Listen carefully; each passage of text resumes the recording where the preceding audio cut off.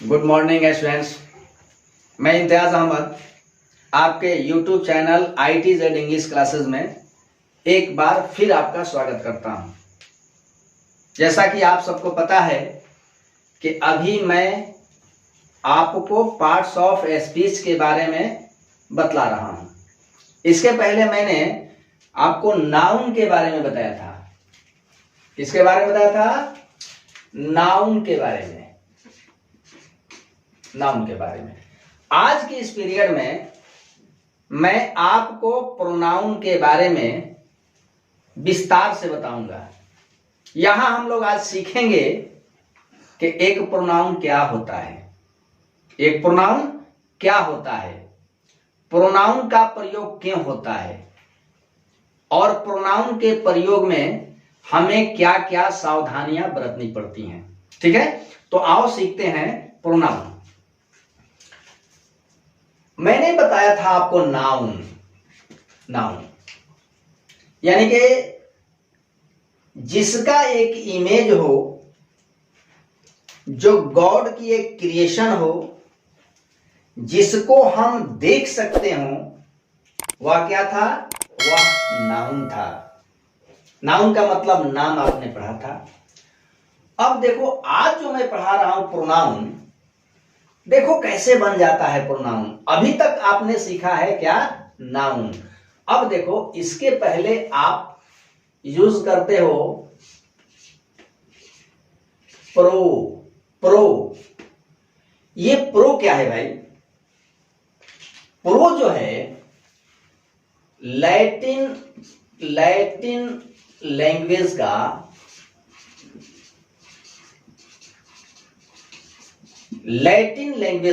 Latin भाषा का ये एक प्रीफिक्स है। क्या है?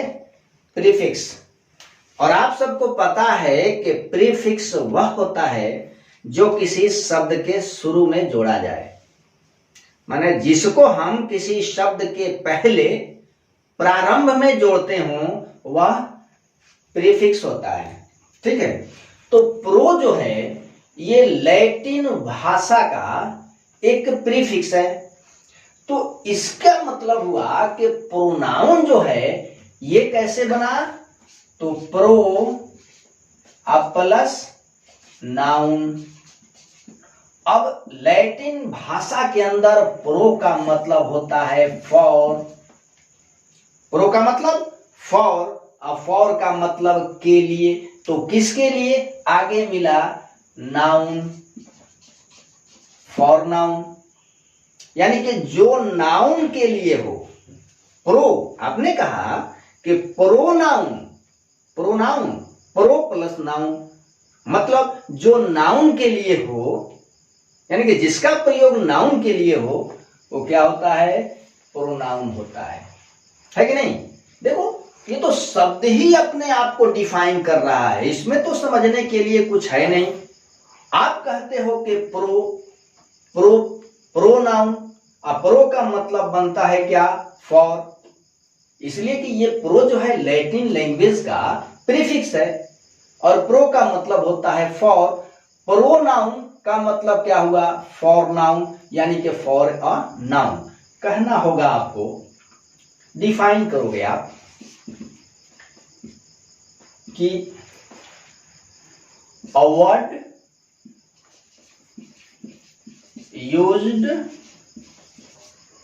for a noun, a word used for a noun, यानी कि ऐसा शब्द जो नाउन के लिए यूज किया जाए, नाउन के बदले में लिखा जाए, वह आपका क्या होता है? प्रोनाउन होता है। इसको आप ऐसे भी कह सकते हो कि a word used instead of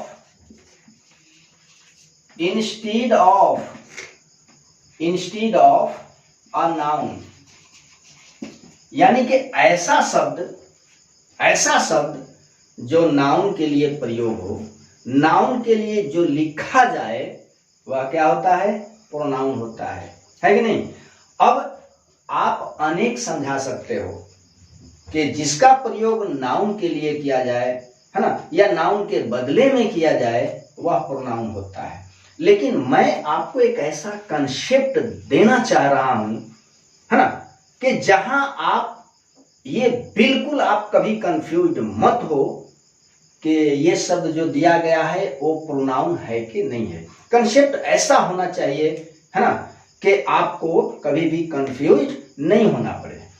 तो अभी तक मैंने समझाया कि ऐसा शब्द जो नाउन के लिए हो, या कहो कि जिसका प्रयोग हम नाउन के लिए करते हो, नाउन के बदले में करते हो, वह क्या होता है? प्रोनाउन। इस बात को हम ऐसे भी कह लेंगे कि जो गुमनाम हो, जो क्या हो? गुमनाम हो, जो अज्ञात हो, या कहो कि जिसका कोई नाम नहीं हो। ध्यान से सुनो, प्रोनाउन का मतलब, प्रोनाउन का मतलब, प्रोनाउन क्या है भाई? तो वह शब्द प्रोनाउन है जो क्या हो? अननोन हो। ध्यान से समझोगे, अननोन होना चाहिए या अननेम्ड होना चाहिए, अननेम्ड, या फिर नेमलेस होना चाहिए। माने ऐसा शब्द जो अननोन हो, अज्ञात हो, अननेम्ड हो, नेमलेस हो, यानी कि जिसका कोई नाम नहीं हो, है ना, जिसका कोई नाम नहीं हो, वह क्या होता है? प्रोनाउन होता है। ओके, अब तो मैंने तो बता दिया कि जिसका प्रयोग नाउन के लिए हो, है ना। आगे कहा कि जो बिना नाम का हो, जो अज्ञात हो, अननोन हो, नेमलेस हो, वह होता है प्रोनाउन। अब इस बात को मैं देखो साबित करके देखता हूं। मैं एक एग्जांपल लेता हूं, आप समझने की कोशिश करोगे। मैं लिख देता हूं कि रवि लाइक्स हिना, रवि लाइक्स हिना, रवि हिना को पसंद करता है। ठीक है, अब देखो आप, रवि, इसका इमेज है कि नहीं है? बिल्कुल है। रवि को देख सकते हो, क्रिएशन ऑफ गॉड है, ये क्या हुआ? नाउन हुआ, है कि नहीं? अब हम रवि के लिए क्या लिखेंगे? अब मैं लिख देता हूं रवि के लिए ही। अब बताओ, आप देखो, ही अननोन हुआ कि नहीं हुआ? नेमलेस हुआ कि नहीं हुआ? गुमनाम हो गया कि नहीं हो गया? बिल्कुल हो गया। ये इसका कोई नाम नहीं है, और जिसका कोई नाम नहीं हो क्या होता है? प्रोनाउन होता है कि नहीं? देख लो आप, रवि का एक नाम है, उसकी पहचान है, लेकिन ही का कोई अपना पहचान नहीं है। ये ही कौन हो सकता है? तो रवि भी हो सकता है, ही सोहन भी हो सकता है, ही इब्राहिम भी हो सकता है, अब्दुल भी हो सकता है, कुछ भी हो, अननोन है कि नहीं है? बिल्कुल है। तो जो अननोन हो, अज्ञात हो, है कि नहीं, वह क्या होता है? प्रोनाउन। अब हिना के लिए देखो आप, ही लाइक्स हिना नाउन है। अब मैं हिना के लिए क्या लिखूंगा? हर। बताओ, यहां तो हिना बिल्कुल ज्ञात है कि नहीं? लेकिन आप जब हिना के लिए हर लिखते हो तो बताओ, हर के अंदर हिना जो है गायब हो गई कि नहीं हो गई? नेमलेस हुआ कि नहीं हुआ? अननोन हो गई कि नहीं हो गई? बिल्कुल हुई। इसका मतलब कि जिसका कोई नाम नहीं हो प्रोनाउन होता है, यानी कि आपका ही क्या है? प्रोनाउन है। हर क्या है? प्रोनाउन है। एक एग्जांपल मैं और देना चाहता हूं, ठीक है? मैं अपने इस बोर्ड को साफ कर लूं, उसके बाद एग्जांपल से आपने देखा कि जिसका कोई नाम नहीं हो, जो अननोन हो, नेमलेस हो, वह प्रोनाउन होता है। ठीक है, इस कंसेप्ट को अगले एग्जांपल में आप देखो। मैं अगला एग्जांपल रखता हूं, ठीक है? Example, Suman and Anita help Ravi and किशोर।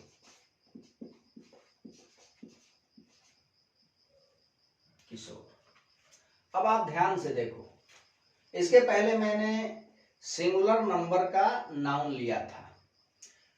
इस बार में मैंने सब्जेक्ट और ऑब्जेक्ट, ये आपका सब्जेक्ट है, रवि एंड किशोर आपका ये ऑब्जेक्ट है। तो मैंने यहां आपका प्लूरल नंबर का सब्जेक्ट यानी कि प्लूरल नाउन लिया है, इधर भी और ऑब्जेक्ट में भी। ठीक है, अब आप देखो कि सुमन और अनीता, इनका फिगर है कि नहीं है? बिल्कुल है, इनका फिगर है, क्रिएशन ऑफ गॉड है, इनको हम देख सकते हैं, यानी कि ये दोनों क्या है? नाउन है। ठीक है, और अगर ये दोनों नाउन है तो सब्जेक्ट बन रहे हैं। इनका नंबर क्या है? तो ये प्लूरल नंबर के सब्जेक्ट है। ठीक है, अब मैं सुमन और अनीता के लिए एक प्रोनाउन का प्रयोग कर रहा हूं। मुझे क्या लिखना होगा? दे लिखना पड़ेगा, दे। ठीक है, अब दे, अब बताओ कि यहां तो सुमन स्पष्ट है, अनीता भी स्पष्ट है, नाम है दोनों के, है ना। लेकिन जैसे ही सुमन और अनीता के लिए आपने दे का यूज किया, ये दोनों क्या हो गए? अननोन हो गए, अज्ञात हो गए, नेमलेस हो गए। तो मैंने तो कहा कि जिसका कोई नाम नहीं हो वो क्या होता है? प्रोनाउन होता है। यानी कि दे क्या है? प्रोनाउन है। किसके लिए आया? तो नाउन के लिए आया। इधर आप कहते हो कि प्रोनाउन, जो नाउन के लिए हो, यानी कि जिसका प्रयोग नाउन के लिए किया जाए प्रोनाउन होता है। ठीक है, अब हम इनके लिए देखते हैं। दे हेल्प, रवि किशोर, ये दोनों क्या है? नाउन है, और इनका नंबर क्या है? प्लूरल के हैं। अब हम रवि और किशोर के लिए क्या लिखेंगे? तो लिखना पड़ेगा मुझे देम। ठीक है, क्या लिखना पड़ेगा? देम। अब बताओ, रवि किशोर बिल्कुल ज्ञात है, रवि कहते ही पता हो जाएगा कि फला रवि, किशोर कहते ही पता होगा कि फला किशोर। लेकिन जैसे ही मैंने रवि और किशोर के लिए देम लिखा, ये दोनों अननोन हो गए कि नहीं हो गए? बोलिए, अननोन हो गए, अज्ञात हो गए, नेमलेस हो गए, और नाम के लिए आ गए। तो जो नाम के लिए आए, जो अज्ञात हो, अननोन हो, है ना, जो गुमनाम हो, वह क्या होता है? प्रोनाउन होता है। तो जहां कहीं भी आपको यह अगर क्लियर करना हो, अपनी डाउट को क्लियर करना हो कि ये शब्द जो दिया गया है प्रोनाउन है कि नहीं है ना, आप इस तरीके को अपना सकते हो। अगर अगर अगर वह शब्द नाउन के लिए आया हो, अज्ञात हो, अननोन हो, नेमलेस हो, तो निसंदेह वो क्या होता है? प्रोनाउन होता है। ठीक है, अब मैं इसके बाद आपको ये समझाने की कोशिश करूंगा कि प्रोनाउन का प्रयोग होता कैसे है। अब मान लीजिए कि अगर आप कोई ऐसे लिख रहे हो और हर सेंटेंस के प्रारंभ में सब्जेक्ट के रूप में एक ही नाउन की बात करते जाओ, तो इसका मतलब होगा कि वह नाउन आप बार बार दोहराओगे, उसका रिपीटेशन होगा। ठीक है, तो प्रोनाउन जो है, प्रोनाउन यह नाउन की पुनरावृत्ति को रोक देता है। रिपीटेशन ऑफ नाउन जैसे ही ब्रेकअप होता है, आपकी भाषा अट्रैक्टिव बन जाती है, भाषा में आकर्षण आ जाता है। तो प्रोनाउन की उपयोगिता है कि प्रोनाउन जो है नाउन की पुनरावृत्ति को रोक देता है, जिससे हमारी भाषा क्या हो जाती है? आकर्षक हो जाती है, अच्छी हो जाती है। ठीक है, अब आप देखो कि प्रोनाउन के प्रयोग में हमें क्या क्या सावधानी बरतनी पड़ती है। एक एग्जाम्पल लेकर के मैं आपके इस डाउट को क्लियर करूंगा। जैसे मैं एक लेता हूं, Anil. Anil is a good student. Anil is a good student. अब देखो, आप यहां मुझे बताना है कि प्रोनाउन का नंबर, केस और पर्सन बिल्कुल वही होंगे जो एक नाउन के पर्सन, केस और नंबर हैं। यानी कि नाउन के बदले में अगर कोई प्रोनाउन आता है तो उस प्रोनाउन का नंबर, पर्सन और केस भी बिल्कुल वही होगा जो नाउन का होता है। अब देखिए अनिल, यहां पर अनिल जो है आपका, ये थर्ड पर्सन है। क्या है? Third person. जिसकी बात की जाए थर्ड पर्सन होता है। थर्ड पर्सन का ये सिंगुलर नंबर है, सिंगुलर। केस इसका क्या है? तो ये बना है सब्जेक्ट, है ना, सब्जेक्ट बना है। और जो सब्जेक्ट बनता है उसका केस नॉमिनेटिव होता है। ये नॉमिनेटिव केस में है। अनिल किस केस में है? तो नॉमिनेटिव केस में है। नंबर क्या है? तो सिंगुलर। पर्सन कौन सा है? Third person. अब अनिल के अकॉर्डिंग्स पर्सन, नंबर और केस कौन सा लेना होगा भाई? तो बिल्कुल सेम लेना होगा। अनिल का जो केस है, जो नंबर है, जो पर्सन है, वही नंबर, वही पर्सन, वही केस आपके प्रोनाउन का होना चाहिए। आप क्या लिखोगे अनिल के लिए? ही। आपने लिख लिया ही। अब ही कौन सा पर्सन है भाई? तो थर्ड पर्सन है। नंबर क्या है? तो सिंगुलर है। केस कौन सा है? तो नॉमिनेटिव केस है। बोलिए बिल्कुल सेम हुआ कि नहीं हुआ? आगे लिखोगे आप, he is a good student. ठीक है। अब मैं एक ऑब्जेक्ट या कॉम्प्लीमेंट को रख करके बताऊं कि क्या नाउन और प्रोनाउन के केस, नंबर, है ना, और पर्सन में फर्क होता है या बिल्कुल बिल्कुल एक जैसा होता है। अगला एग्जांपल देखो, आई लाइक रहीम। मैं रहीम को पसंद करता हूं। ठीक है। अब मैं देखूंगा कि रहीम के लिए मुझे कौन सा प्रोनाउन लेना पड़ता है। ठीक है। I like. अब आप देखो रहीम कौन सा पर्सन है? तो थर्ड पर्सन है। नंबर क्या है? रहीम एक का बोध करा रहा है, इसका मतलब कि ये आपका सिंगुलर है। केस क्या है? तो इसका जो प्लेसमेंट है वर्ब के बाद हुआ है। तो वर्ब के बाद दो एलिमेंट आते हैं, ऑब्जेक्ट आता है और कंप्लीमेंट आता है। ठीक है। कोई भी नाउन या प्रोनाउन अगर वो ऑब्जेक्ट हो या फिर कंप्लीमेंट हो तो उसका केस याद रखोगे, ऑलवेज ऑब्जेक्टिव केस होगा। यानी कि रहीम किस केस में है? तो ऑब्जेक्टिव केस में है, कर्म कारक है ये। अब आप रहीम के लिए लिखोगे क्या? ही। तो क्या हम यहाँ ही लिख पाएंगे? नहीं लिख पाएंगे, इसलिए कि ही जो है नॉमिनेटिव केस है। और नॉमिनेटिव केस वह होता है जिसका प्लेसमेंट हम कहाँ करते हैं? सब्जेक्ट की जगह करते हैं, है कि नहीं? हमें यहाँ रहीम के लिए हिम लिखना होगा। क्या लिखना होगा? हिम। अब आप ध्यान से देखो, Rahim third person, singular number, objective case. Him कौन सा? तो ये भी थर्ड पर्सन। नंबर कौन सा? तो सिंगुलर नंबर। केस कौन सा? तो ऑब्जेक्टिव केस। इस तरह से आपको एक नाउन के लिए प्रयोग किए गए, है ना, प्रोनाउन के नंबर, केस और पर्सन का ध्यान रखना पड़ेगा। अगर इस तरह की प्रक्रिया आप नहीं करोगे तो आपसे प्रोनाउन के प्रयोग में हमेशा मिस्टेक होगा। ठीक है। तो आज की ये पीरियड आपको कैसी लगी? आप मेरी इस वीडियो को शुरू से अंत तक देखें और अपने विचार को स्पष्ट शब्दों में मुझ तक पहुंचाएं, है ना। इस वीडियो को आप अपने दोस्तों में लाइक कीजिए, शेयर कीजिए। फिर मिलता हूं अगली पीरियड में।